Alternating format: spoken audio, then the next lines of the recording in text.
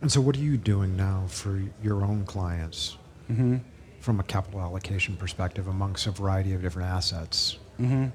So, look, I have my framework, this Core 4 framework, where I want to ensure that my clients have some exposure to all of the economic environments as defined by the rate of change in economic growth and the rate of change in inflation versus expectations. Okay? And so within that framework, you have a stagflationary environment where economic growth is likely to be weaker, but inflation is likely to be higher.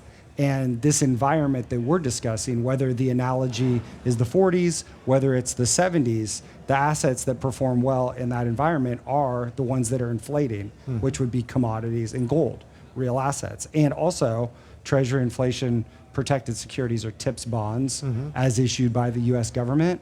And right now, you have a pretty intriguing situation in TIPS in that the real yield across the curve is about 2.5%.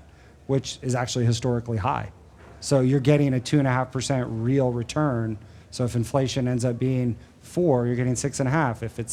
If it's 5, you're getting 7.5, which, you do have that protection from something that's much higher than that. Why would an investor consider putting money in tips rather than buying on the short end of the curve in T-bills? Yeah.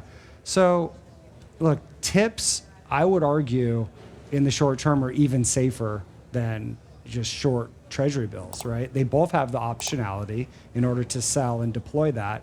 But yet, if you did have some sort of spike in inflation, you're getting that with tips.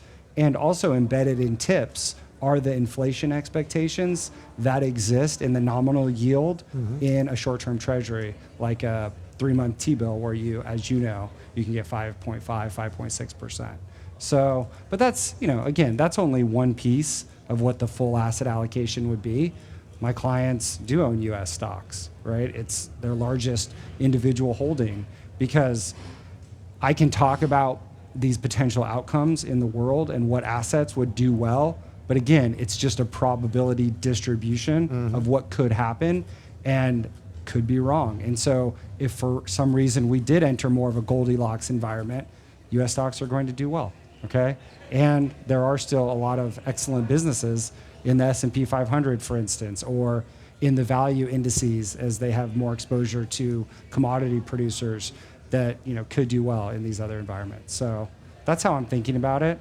But again, tactically, I'm less positive, on U.S. equities right now, just given the valuation and the deteriorating environment. Yeah, there's definitely a gap there.